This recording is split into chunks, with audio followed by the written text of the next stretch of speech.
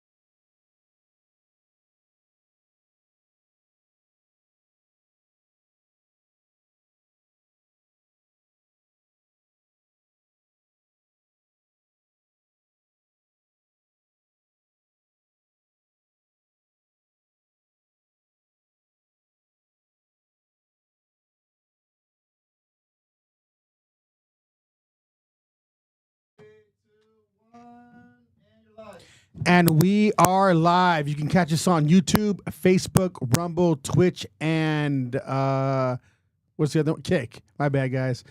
Don't forget to like and subscribe, and we'll be right back with you, Howlers. We'll be right back.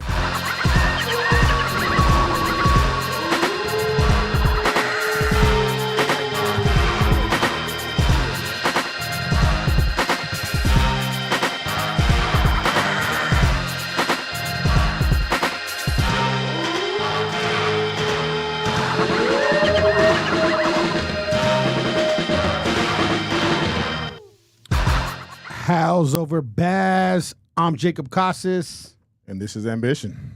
And today we have a very special guest. I'm going to have him introduce himself to our audience. So why don't you tell him a little bit about who you are and what you do? All right. What's going on, everybody? My name is Gian. I am a Hollywood stuntman, actor, the spokesperson for Hyundai, the car company, and I'm a peak performance strategist. So I help elevate people in their entrepreneurial business. So I actually like I was watching you a little bit on Instagram doing your thing, dude. So you're on stage doing your thing. Like how did you get to that point, man? You know what? It's one of those things my whole life. I've always been the most vocal person, whether that's in sports or at work on different teams.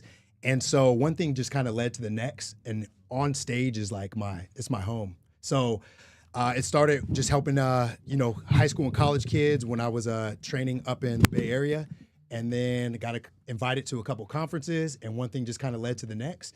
And so now I hit the stages sharing my G-Code framework, which basically is the cheat code to success and how to elevate everybody to peak performance in every aspect of their life. So let's sort of start at the beginning a little bit. So how did you get going on everything, like the beginning of your life type thing to where you're at now? Okay, so the way it all started was it's actually started in college. I was kind of trying to find my niche. I was playing basketball at a high level, and things just weren't working out how they should. So I kind of transitioned to be an athletic trainer, and I got a degree in that. But during that time, I was invited to be an extra on a movie shooting in San Francisco. And so I went over there, did it, loved it, and I said, you know what, I'm gonna get an agent. I'm gonna see what's gonna happen with this. So the day I graduated from San Jose State University, I moved down to LA. I had $300 in my pocket. There was 10 of us in a 4-bedroom home, and we were just trying to figure it out, just making a couple bucks here and there. And I noticed I had a gift in helping people. And you guys may not be familiar, but in the entertainment industry, you don't work all the time. You know, it's not consistent jobs. You get paid good, but you may have 2 or 3 months off. So in the meantime, I was like, well, where's my heart lie? And it was in helping people. And I was seeing a lot of actors struggle with their mindset, a lot of stunt guys. And I said, okay, if I can give back, fill up my cup, it's just going to make me a better person. And I didn't realize it was going to turn into a whole business. And so, like I said, I got invited to a couple high schools, a couple colleges, helping out some athletic teams, just speaking, blessing them, speaking life into them. And then I came up with a framework. So I sat back and I realized, okay, it's one thing to motivate people, but it's another thing to actually give them a framework to implement into their life. So I sat back, I reflected on every aspect of my life where I became successful. I said, what were those pillars that allowed me to achieve success? And then that's where the G Code framework was built off of, which is gratitude, clarity, ownership, discipline, and execution. So each one of those pillars build off of each other. And so that's when I started hitting, like I said, the stages, the conferences, and one thing led to the next. I got a book coming out based on it. So that's kind of how it began. I mean, we could jump into different aspects, but that's how it began. How's that going then? It's phenomenal. Is it really? It's phenomenal. For all my people that are in the motivational speaking space, my idol has always been E.T. the hip hop preacher. I don't know. Are you guys familiar with him? I know who it is. Eric Yes. Thomas. Okay. So I've been listening to him since 2012, and I was out in Cancun at a conference speaking, and man, lo and behold, he was in the audience. And at the end of it, at the end of it, I heard him yelling, G Code, G Code. And I'm like, I recognize the voice. Man, we got to chatting afterwards. Now he's my mentor, a good friend of mine. That's dope. Wrote the foreword to my book coming out. And so it's one of those things I firmly believe if you're following your life's path and you're in the position and doing what you're called to do, the universe opens up to you and puts those people in places. So how do you get to that point, for those who may not know, to really understand what it is that you're supposed to be doing, your calling, your purpose? How do you get to that? How do you get to that point? Yeah. COVID did it for me. And that was a lot of reflection. So when everything shut down, entertainment industry shut down, everything shut down, I started writing every morning just to reflect. And it was one of those things, man, I'm a guy. So sit down, write, and journal. No, we don't do that where I come from. We'll write raps or some shit. Music or some some shit. No. We're not sitting there writing how I'm feeling, what thoughts are going through my mind. No, we don't do that. We're not doing that. No, we ain't doing that. As guys, it's like, fuck your bitch. Exactly. So it was different because that's not how I grew up. You know, you don't really express yourself like that. So I kept going to the office every morning at 5 a.m., and I would just write for 30 minutes. And I'm just free flowing from my mind, how I'm feeling, thoughts going through my mind. And then things started opening up, ideas, frameworks, what I was really supposed to do. And my heart started settling in on this. So a lot of people, and this is a very sensitive subject, but a lot of people, COVID did dangerous things to them. Yeah. For me, COVID was a blessing.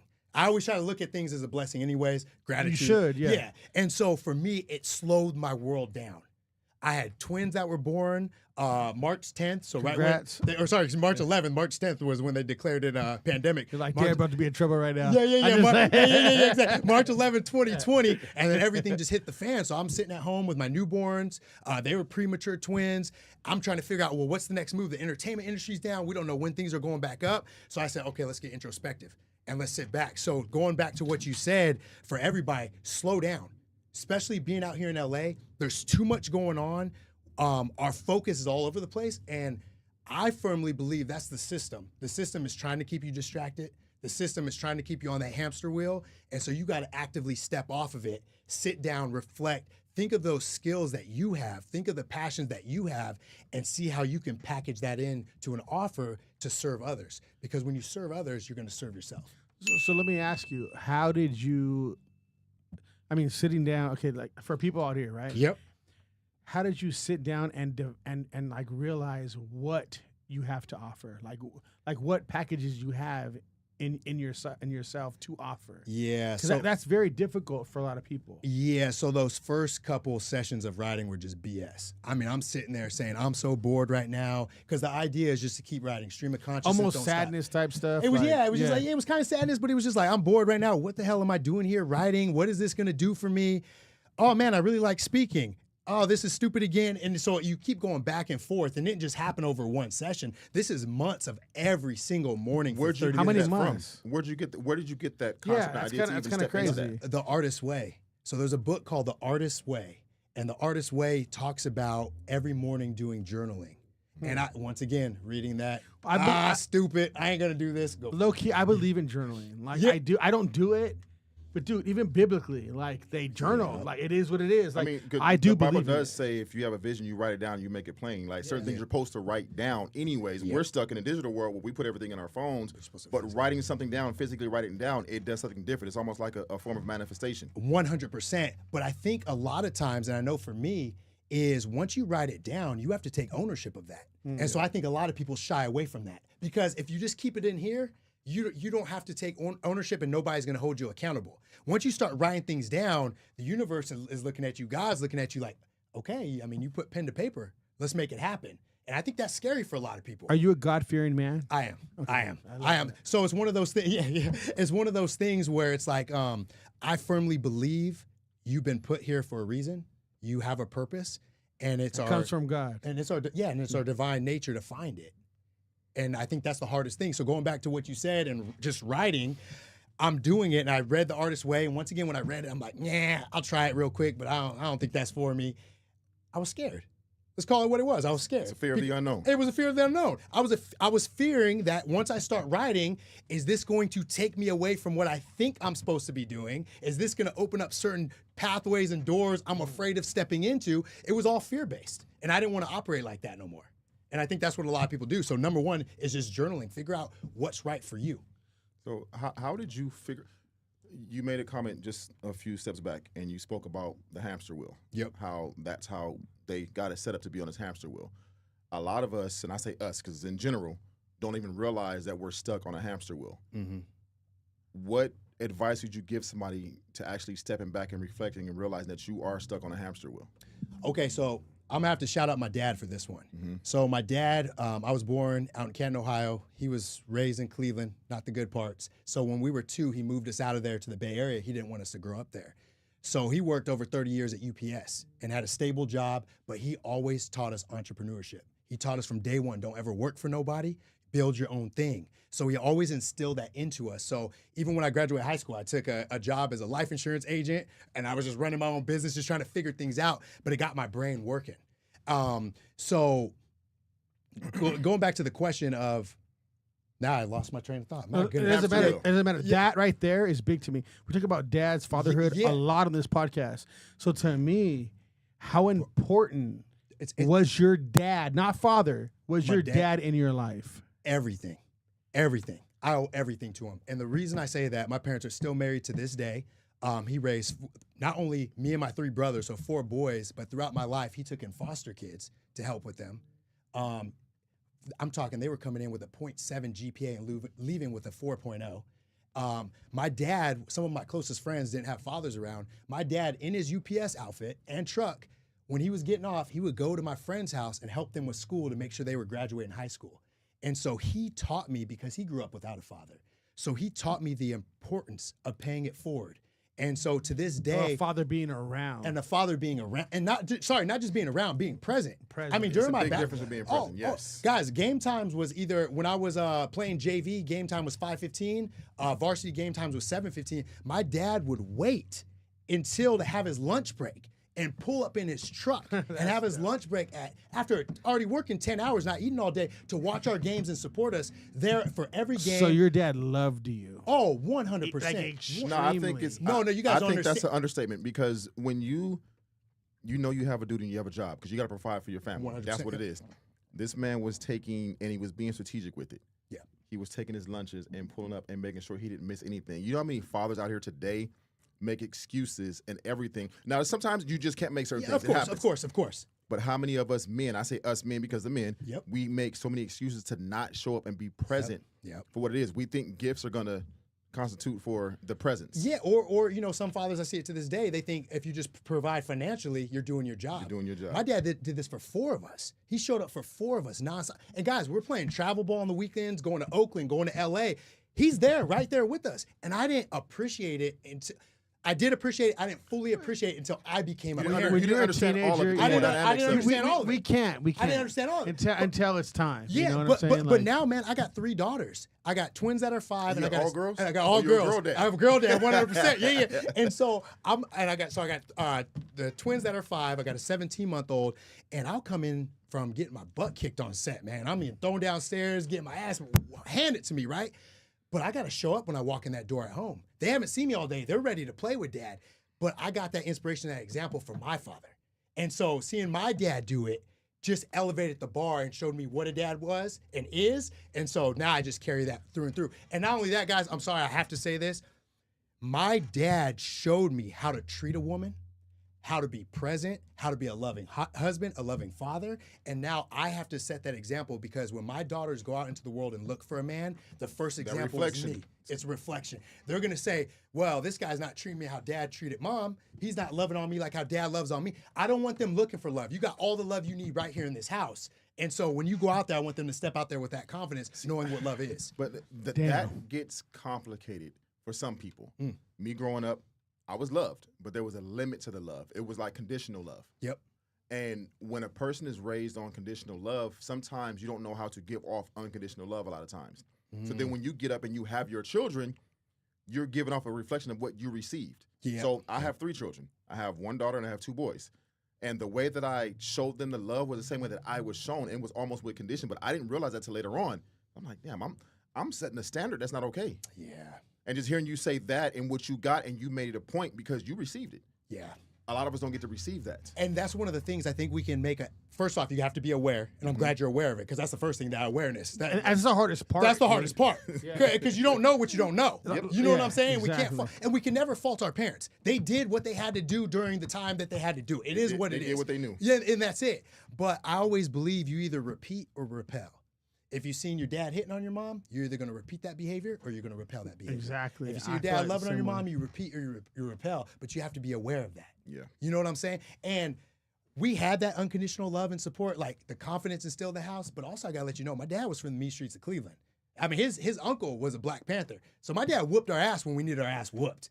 But it was because there was a reason behind it. Every spanking that I got, I knew why I got it. It was developing me into a man. So, I mean, one of the biggest instances is we didn't cuss growing up in my house, period. And I thought it would be wise when we were playing basketball outside to cuss at my dad in the heat of the moment. And it just slipped out because he trained me, hey, when you drive to the hole, I'm going to knock you on your ass, because if you could take a hit from me, you could take a hit from anybody in high school. Makes sense. Well, he kept fouling me. So I had some choice words. And he looked at me, he said, okay, you want to talk to me like a man? You're ready to be a man. Follow me to the backyard. I remember vividly, I'm 15, I'm walking to that backyard. I look up in the 2-story window, I see my mom looking at me, and she just closed the curtain. I'm like, oh, no, she ain't even got my back. She ain't even got my back. It's a wrap.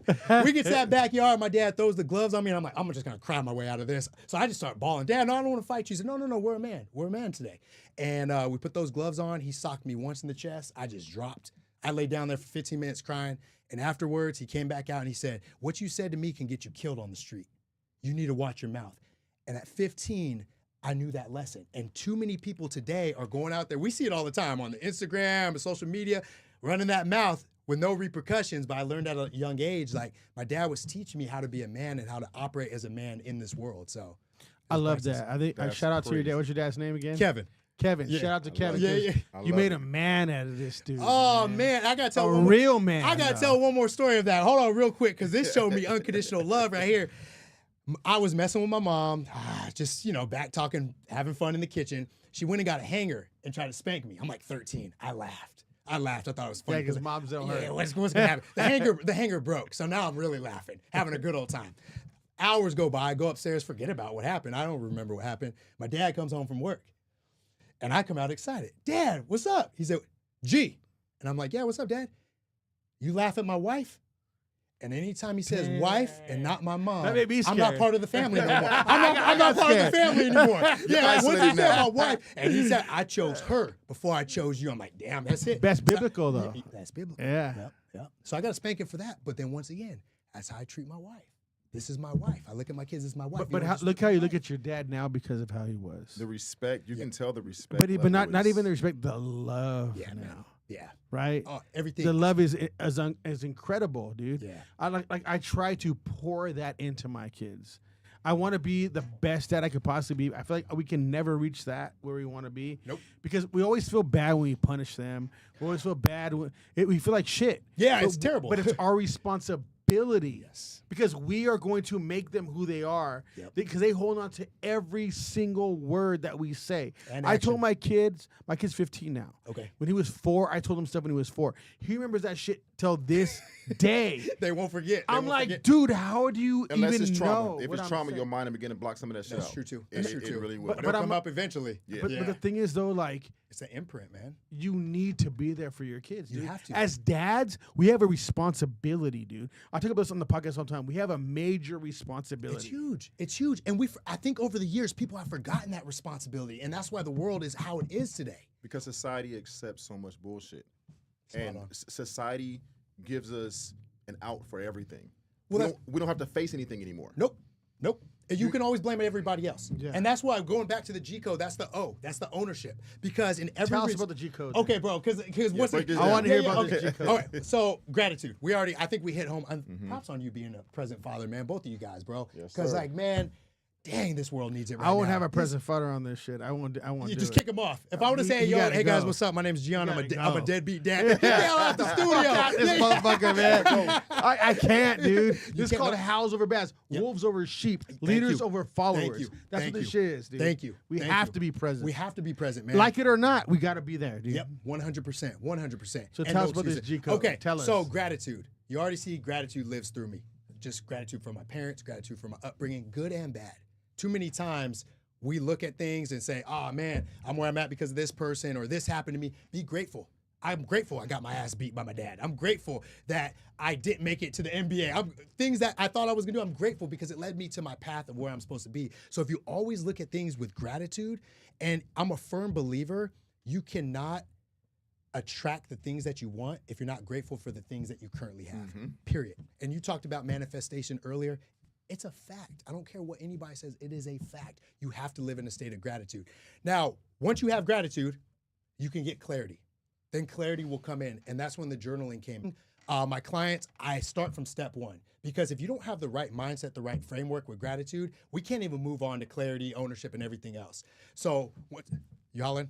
Oh, okay. You good? You're Okay. good. Yeah. All right. Yeah, so I saw myself put up. So, yeah, once we get that clarity, then we're going to start. And what I do with my peak performing clients, with that clarity, we start building that high ticket offer that we talked about earlier.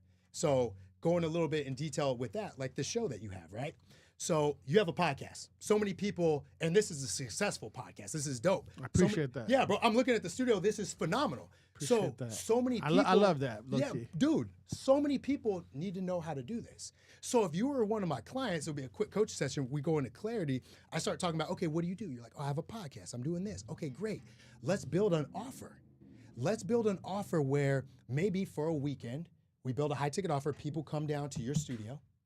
We put up their banners and stuff like that. You shoot 8 to 10 episodes of their podcast. You edit it for them. You provide the equipment. You provide guest experts. You provide all these things, and we package it into a $20,000 offer. And so now people that don't want to learn about the equipment, that don't have access to the stuff, who would rather just come down, shoot it, their team edits it, we just send them, we send them the thumbnails, we build a high ticket offer. So now you're gonna be making money with your specialty. So that's what I do with the clients once we get clarity on what they do. Or we do a small package, maybe for $1,000. You send them a PDF guide of all the equipment, how to use the cameras, how to speak into a microphone. We build offers out, so now you're making money off your expertise. Because people don't know how to talk anyways. People don't know how to talk. That's the hardest part in reality. Nah, it's especially harder. I now. think it's harder to listen than it is to talk sometimes. Ooh, that can get hard too. Because Especially even when you though got a lot of some people don't know how to ideas. talk, but people have a He's problem right. listening too, Yeah. oftentimes. And understanding. Exactly. Yes. And fully understanding. And that's the Yes. thing. But I feel as though there's so many people out there. It's like that saying, right? It's hard to see the frame when you're in the picture. So people, clients come to me and they're sitting there like, I don't know what I'm good at. I don't know what I can do. So we just start talking. What's your expertise? What do you do for fun? And then from here, I can see, I've just always been good. I'm a point guard. I'm a point guard at nature, so I can see everything. So I'm able to see everything, and I start grabbing the pieces and then building their offers and helping them out. But where'd you get your voice from? Where'd you get that from? Man,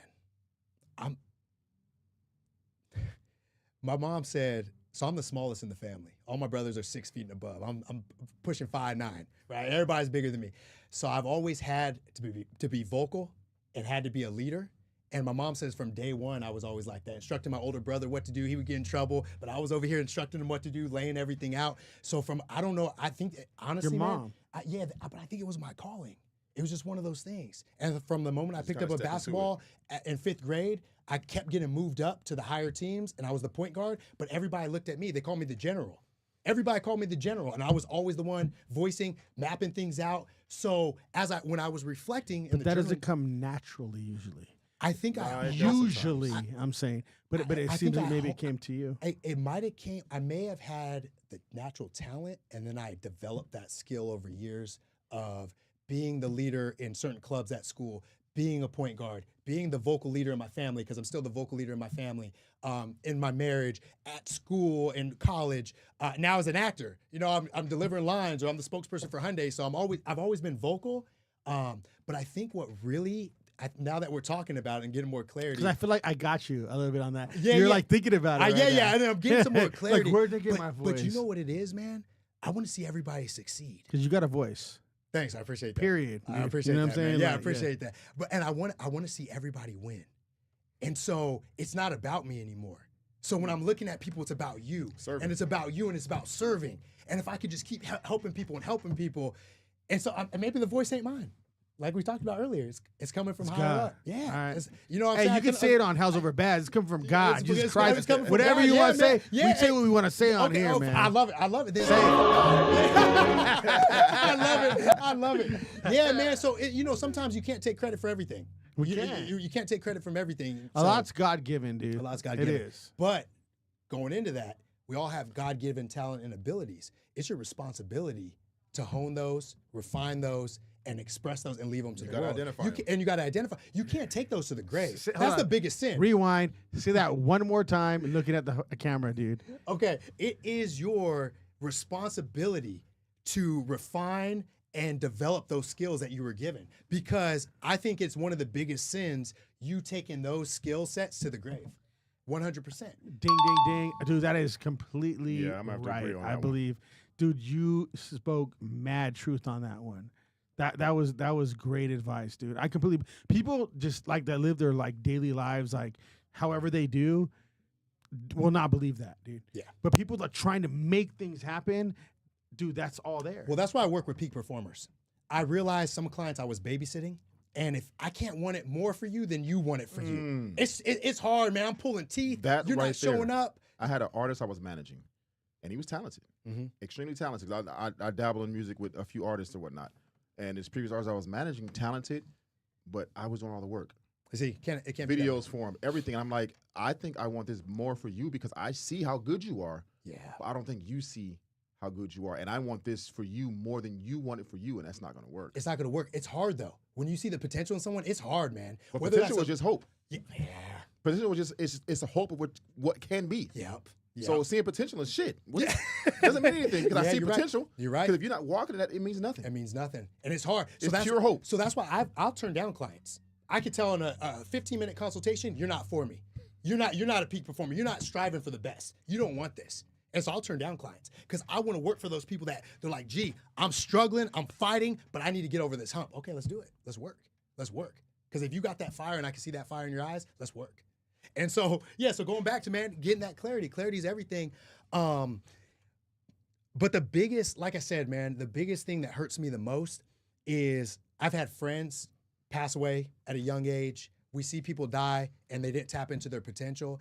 And the freeing advice I want to give everybody right now, and this is going to sound kind of morbid, but nobody's getting out of this game alive. You're dying anyways. So you're sitting there and you're worried about what other people think about you, and everybody else is dealing with their own shit. They're not worried about you as much as you think. And at the end of the day, guys, leave your impact while you're here, but in the reality, you're going to be forgotten anyway. So we're worried about these little things here and there, like, oh, I don't want to fail. I don't want to misstep. No, you're not going to be remembered 100 years from now. It's fine. Leave that impact as many people as you can today, because all we have is the moment that we have right now. Period. But there's no success without failure. There's no. Where did you like learn that? Man, I've been, no lie, low key, I've been doing personal development. I'm 38. I've been doing personal development for probably 25 years. I've always been drawn to self-help books, motivational speaking. Something has always drawn me to achieve more. And maybe I try to reflect on this. I was like, well, maybe was it because I was the shortest in my family and I was always bumped up to the higher league, so I had to perform above my ability. I don't know where it came from, but I cannot settle for mediocrity. It just does not live in me at all. I can't even be around people like that. Do you ever have moments where you just feel like, damn, I don't want to do this? Oh, 100%. Bro, today, it was 100 degrees in LA. Today, I went on first off, I went to the gym, worked out legs, then hit some tries, and then went on a 3-mile run outside, dying in the 100-degree heat, and then did 10 minutes in an ice bath at 50 degrees. I didn't want to do none of that. And they came here. And the traffic was terrible, 2.5 hours. I didn't want to do none of that this morning. But I made a promise to my family and to myself to show up as the best version of me. I don't negotiate with myself. I think that's the problem with too many people. We wake up in the morning and we negotiate with ourselves. I don't know if I feel like working out today. I don't know if I feel like loving on my wife today. I don't know if No. I made a pact with myself. We're working out today. We're showing up every single day. There's no negotiation. But how'd you train your mind to be that way? Mind over matter. Yeah, I put myself through the fire, man. In college, it was rough. So in college, we were living room 112. So shout out to room 112. My buddies will know what I'm talking about. So there were 6 of us out in San Jose in a 2-bedroom townhouse, getting our power, electricity shut off every other weekend. And to this day, I couldn't have any bailouts. So I never called for help at home. Some nights we didn't eat. Me and my buddies, we just figured it out, recycling bottles, just figuring things out. But too many times, and once again, there are times you need to call for help. I'm not saying that. There are those times you need to call for help. But I think too many people pull that parachute too soon. And I wanted to stand in the fire because I know to this day, nothing could take me out. I can walk through anything. And so we get to the gym. It's easy doing metaphors with the gym. You start lifting heavy weight, it gets a little heavy, you just give up and go home. Mm-hmm. And then guess what? That carries over into your life. I could tell how you are as a person just by working out with you. I can tell if you're bitching and moaning, if it gets too heavy, you're just walking out. I can tell you're not really pushing yourself. I can tell how you are as a person and what's going to happen when you go through adversity just by a workout. And so I purposely put myself in these positions to have to outperform my current ability and hopefully fail so I can get better. And I think too many people avoid failure because they don't want to sit with that hurt, or they just think that I can skirt tail the failure into success, and like you said, it can't happen. There's no way you can get to success without failure. That's a stepping stone. No shortcuts, none of that. You cannot cheat the steps. Nope. It's impossible. It's impossible. Ask any successful person. You're gonna miss so many lessons trying to cheat. Yeah. Bro, going back to this day and time, we see this with performance-enhancing drugs. We see this with weight loss drugs. We see this with people starting podcasts and just trying to cheat the system. It's not about the destination. It's about the person you become. It's the becoming on the journey. Yep. Because, bro, this whole podcast can go down tomorrow, and guess what? You could start another one because you have the steps, the knowledge, the failure. You know how to build it back up easily.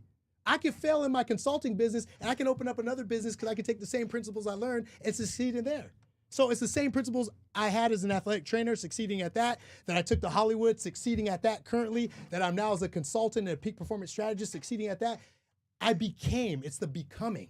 It's the becoming that's the most important part. Quit focusing on the destination.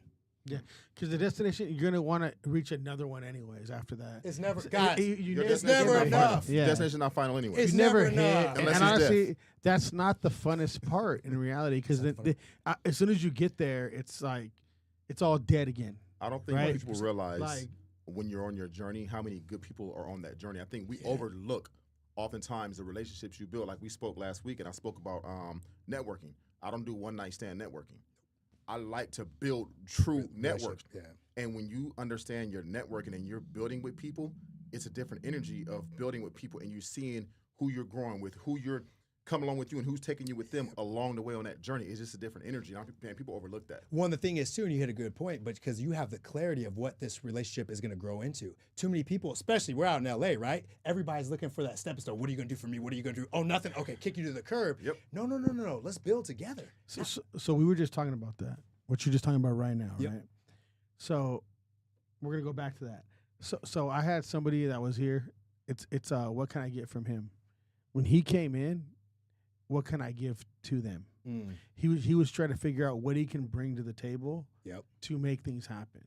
And that was different for me. It's a harder service. But that was different for me, dude. As much as you want to say all these different things about it, like, it's great to get those people, no. It brings a comfort to you in reality, because you're like, he's like, dude, how are you fixing things? How are you helping things? Why are you doing that? Like, that shit is weird sometimes because you're not used to it. Yes. You know what I'm saying? But when they actually give to you, it's almost like a form of relief. Yep. You're like, dude, like, why would you do that, number one? I'm a firm believer in when you build in relationships, how can I add value to what we already have going on and building what we're building? I'm a firm believer in that. So when I come into a room, I'm not looking at who I can step over. I'm looking at who I can help up. I'm looking at how can I build more with whoever's in that room. That's how I look at it. And that's why you are successful and you'll be successful the rest of your life, because every room you step into, you should add value, period. You should be a service without an alternative motive of like, oh, if I give him this water, he's going to give me something out of that. I've been fucked over so many times because I don't care. And I still keep, it don't change. I don't change because you have to live with that. If you screw me over, you have to live with that. I led with a pure heart. I'm not going to. So I'm one of those people, you could scar me today. Bro, I got no ill will towards you. I'm not carrying that on my heart. Life is too short. I'm walking around, love, I'm good with everybody. You deal with God. That's on you guys. You guys figure that out. I'm not walking with that. I'm not walking with that. When did you, like how long have you been in that mindset where you realized that, though? And what made you realize that? See, I'm different, man. I know a lot. I've always been more mature for my age. Even when I was getting into trouble, I knew how to walk. I feel like you got to be old to realize that. Yeah, a lot of people. A lot of people are old, but I feel like I would always walk that line, like, "Hey, boys, we shouldn't be doing this right now. So let's just be a little bit more careful." So I've always been wise. I just always been like that. Okay, but my parents, where did you get that? It goes back to my parents. All right, the confidence they instilled in me, bro. Like, you guys don't understand. When I told you that I decided to graduate, after I graduated college, I was going to move to LA to be an actor. I told my parents, I called them up. I said, hey guys, I got 3 months left of college. I want to be an LA actor. I'm going to move to Hollywood. They straight up said, okay, cool. We'll come down this weekend. We'll pack up and move. But they didn't even know, like, are you taking classes? Are you doing? No, they've always said, whatever you're going to do, we're going to support you because we know you can get it done. I said, no, mom and dad, no, hold on. I'm going to graduate college. I'm 3 months out. So I graduated college. The next day, I loaded up my little 2005 Chevy Cobalt and drove down, like I said, with $300 to LA just to figure it out. But the confidence, bro, ask my wife to this day, you guys can't tell me shit. I know. I no matter what room I walk into, I'm all love. I am confident who I am. You can make fun of me not having no hair, being 5'9", failing. There we go. That's what I'm talking about. That's what I'm talking about. Bro, nothing phases me. That's crazy. You can't phase me. When you're speaking about the confidence, like I dealt with somebody recently, the names have been changed to protect the innocent. We'll have to do that. And I was told that I speak about myself too much. Me being raised in the way that I was raised. Though. That's the problem. But this is what I was told. Yeah. But me being raised the way that I was raised, a lot of people didn't believe in me. Oh, so the way that I've had to go get what I've gotten and the success that I've gotten, even though it's not where I want it yet, I've had to go do it. So then when I achieve something, I'm proud of what I achieved. As you should be. So I'm confident in myself. I am actually proud of myself. So when I heard somebody tell me, oh, you talk about yourself too much, I'm just like, so is that something you're dealing with within yourself? Yeah, for sure. And you're projecting off onto me? I was like, that's deep. The fact that I'm just speaking highly of me. Yep. I can't expect everybody else to speak highly of me. He's a hater. Well, that's all it comes down to. But also, he's dealing, you said it, he's dealing with his own insecurities. He's jealous. So if you're coming in this room and you're judging me or you're trying to clown me, whatever you're trying to do, that has nothing to do with me. I actually feel bad for you. I got empathy because you're struggling inside. You're hurting. And bro, that's a superpower. So talking about gratitude and being grateful for things, being able to talk about yourself highly, that's a superpower because I don't have that because my parents instilled so much confidence in me that it's hard for me to share my accolades because I have it within. And I'm like, oh, no, I'm good. And some of my boys are like, no, G, tell them what you do. And so I struggle. I'm like, oh, crap, okay, I did this. And he's like, don't downplay that. So, bro, I envy that. That's amazing. And I think you should be your biggest cheerleader. Why not? I mean, most people don't cheer for you anyway. Nobody does. They're praying for your demise. Yeah, exactly. So it doesn't happen. And check this out. If you don't speak about who you are, how are we going to know? So once again, going back to your calling, you're doing everybody a disservice by hiding. So if anything, you should be proud.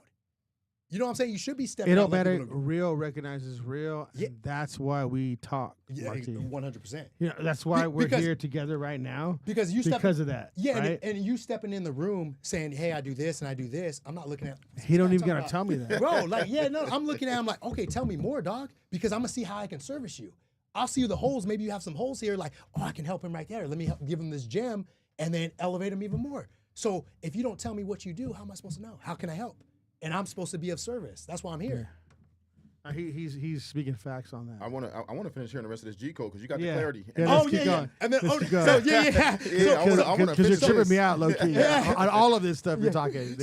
So and we talked a little bit about ownership at the top, but so ownership is my biggest pet peeve, and we see it nowadays. Nobody holds accountability, and I said this earlier. In every result of your life, you're the constant. So stop blaming your upbringing, your parents, your job, school, the color of your skin. I don't care what it is. Whatever's happening to you, you can react, and it is your responsibility to flip that into a positive. And so we talked about it, right? You didn't get that support at home, or you didn't get the unconditional love, so now you're speaking highly about yourself. You flipped it into a positive. You flip things. You got to take ownership of where you're at in life, and it's the most freeing thing. And I'm gonna be real with you guys. When I was going through this process, because I lived the G code. When I was going through this process, I literally, don't get any visuals. I stripped down.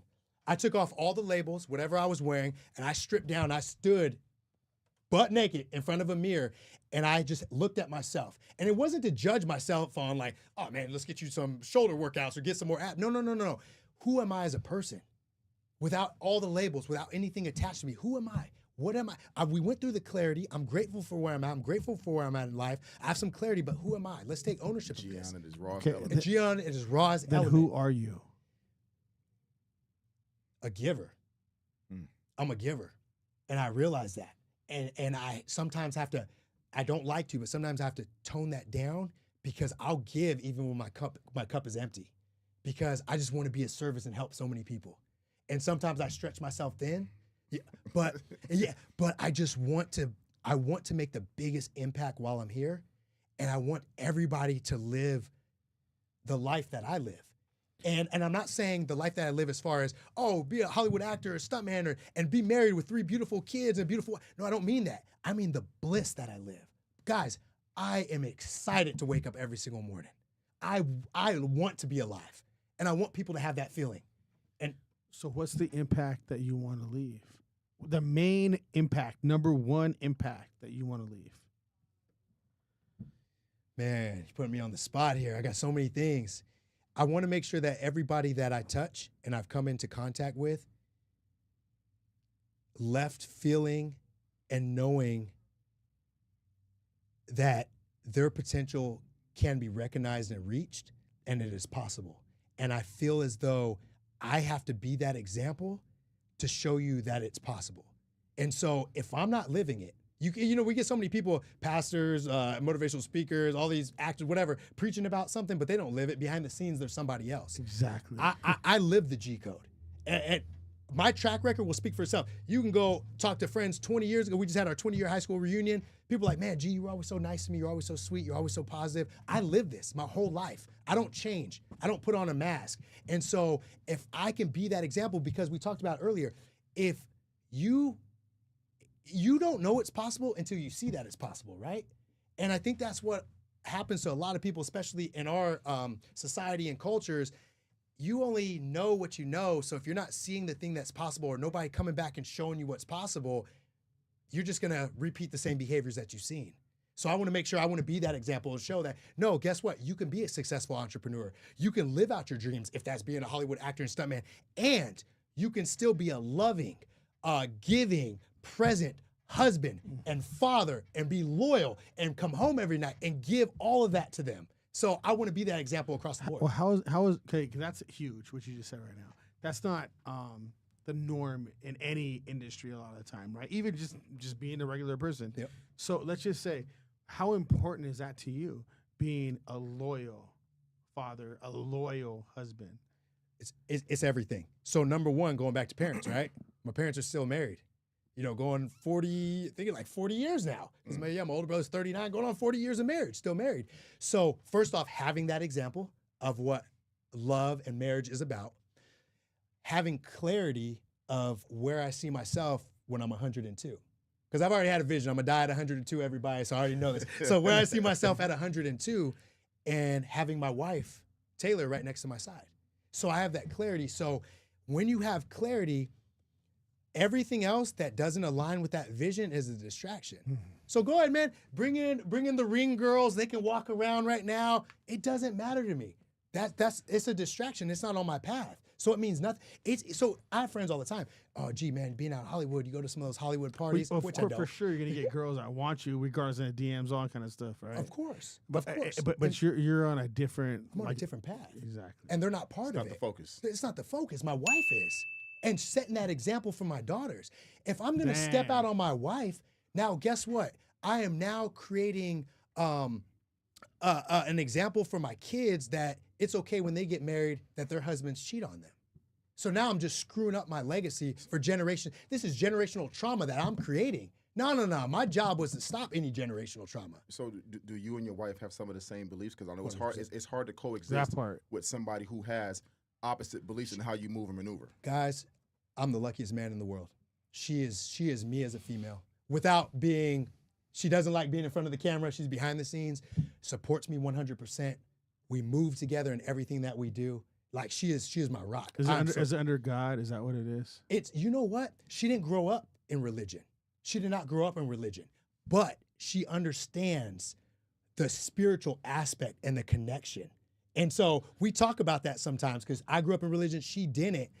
But she follows your lead. But she follows my lead, and she trusted me. I did a big investment not too long ago for my business, and it was one of those things where the entertainment industry was in a strike, and it was a hefty financial investment. I'm talking a lot of money I was dropping, and I came to her. I'm like, hey, babe, I got this business proposal. I'm thinking about teaming up here, doing this, and has a possibility of doing this.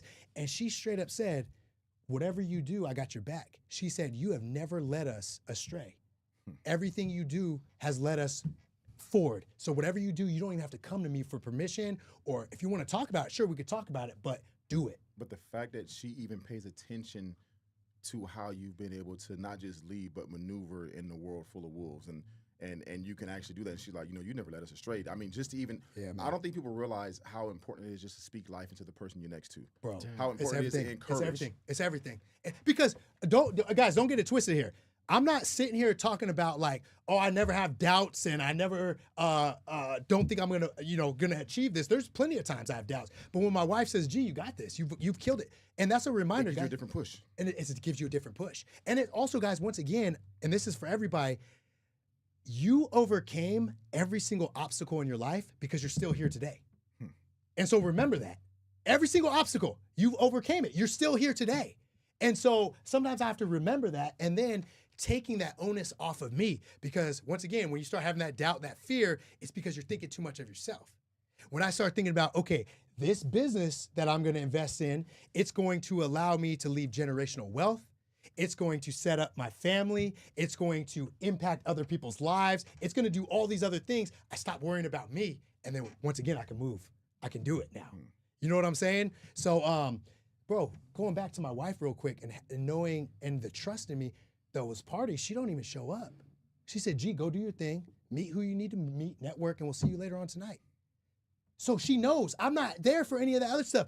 Bro, like she knows what path we're on, and I love her to death for it. So we're gonna be rocking. I'm 38. We're gonna rock for the next 70 years. Go. What's next for you then? Right now. So what do you want to see the next big thing for you? So my thing now is I need to impact at a bigger level. And I realize I've been playing small. And we all do that. You think so? I've been playing small. I know it. From what I think I had some doubt because I can hang off a bridge in Budapest, no problem. But then when it comes to certain business moves and fully showing yourself, sometimes you hold back a little bit. And I feel like I've had some doubt. So I'm going to start reaching people at a more mass scale. I got How you gonna do that? So I got a podcast coming here. I got a podcast coming out later this year called The G Code. So and then I got a book coming out, The G Code, The Cheat Code to Success, and the forward is by E.T., the hip hop preacher.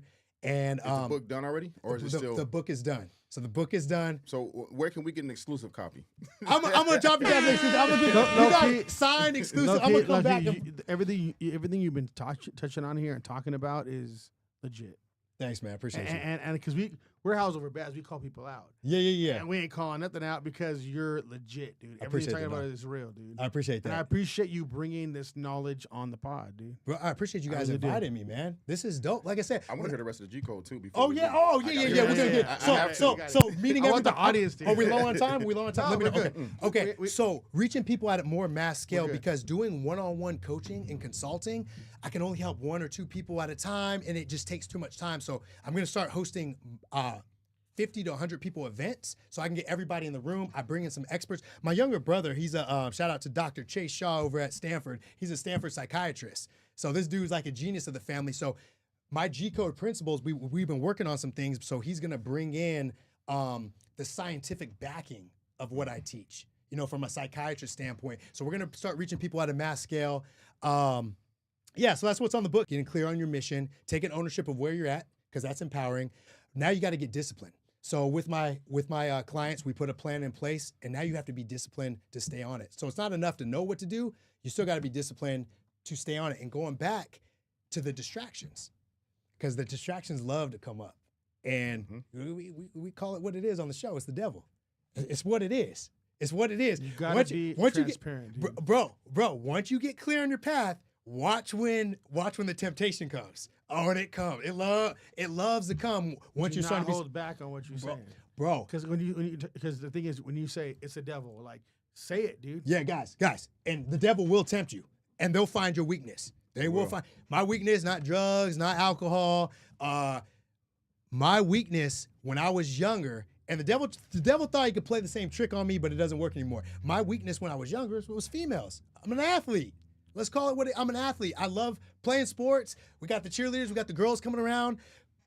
Going to college, throw some girls around me. Grades start slipping a little bit.